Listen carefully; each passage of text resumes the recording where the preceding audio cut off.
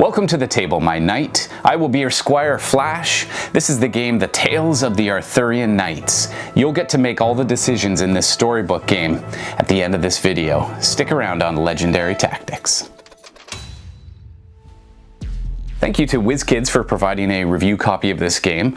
Now what I'd like to do today is take you through the three major types of encounters, and as I said in the beginning, at the end of this video you'll get to click on which decision you'd like to take, so which path you'd like to take. So we'll begin playing the game as Sir Lancelot. Because Lancelot is particularly gifted at sword and shield, hunting and mounted, these are the three starting skills that he'll have, and this just means we'll get a +1 on those die rolls.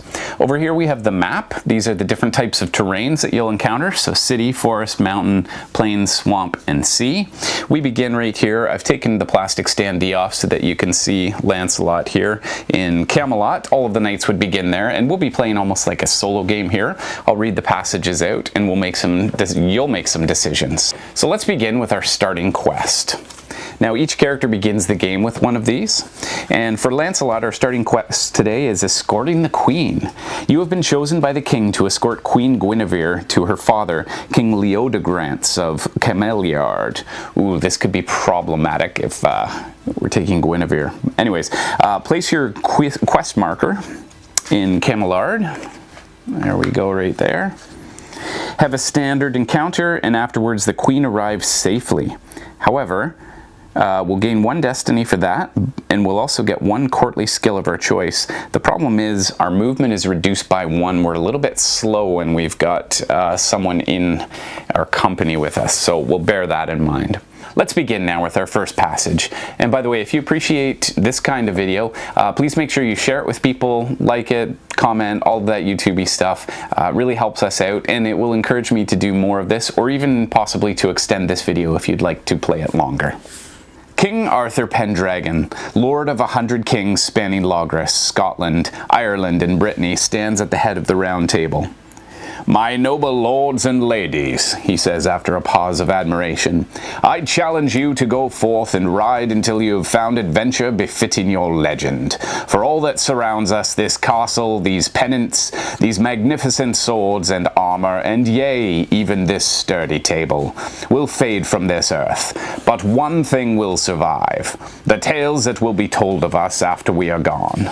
Therefore, you have only one mission as a member of the table, to seek adventure and renown so that the world will always remember us and that all that we have accomplished."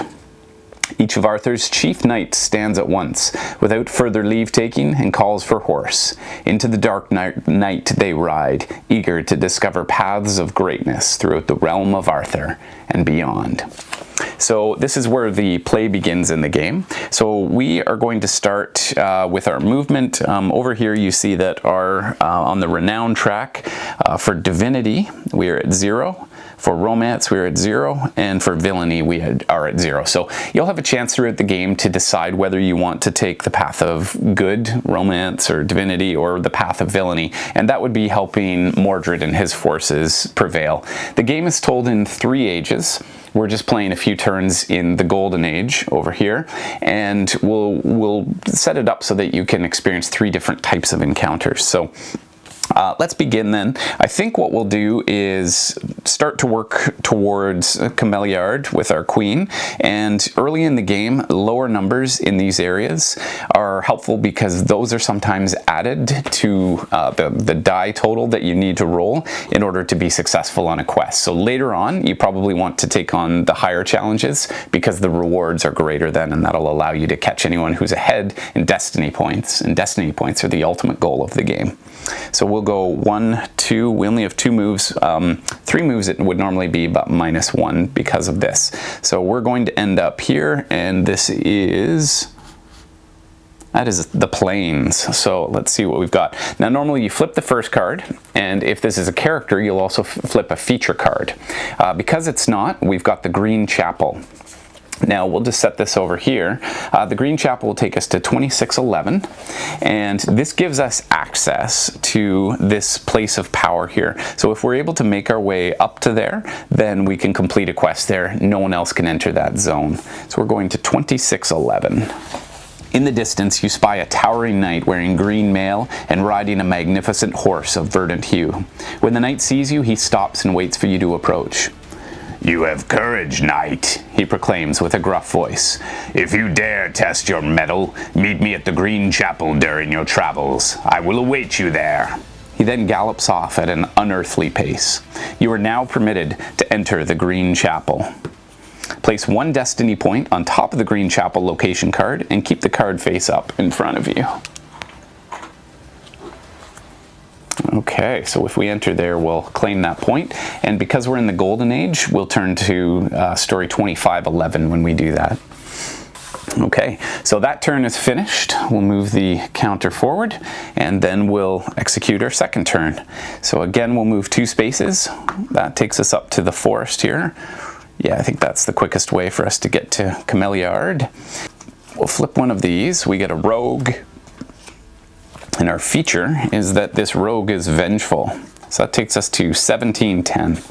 Just off the path, you spot a large man with a bloody bandage tied round his head. He is dressed all in leather, and he beckons you toward him. Beside him on the ground are the bodies of 2 outlaws. "Well, knight, your timing is right welcome," he says. The man tells you that his name is Kenrick, and that until recently he was the leader of a gang of rogues. "A filthy traitor, name of Arn, convinced the others to turn on me," he tells you. "The knave ordered these 2 scum to scupper me, but God's me witness, they was as useless as the day they was born." He narrows his eyes. "What say ye, knight?" he asks. "Are ye willing to help me get revenge on old Arn? There's wealth aplenty if ye join in." Now you have 2 options here. You may help Kenrick get revenge on Arn, turn to 1348, or you may attack Kenrick, turn to 1557.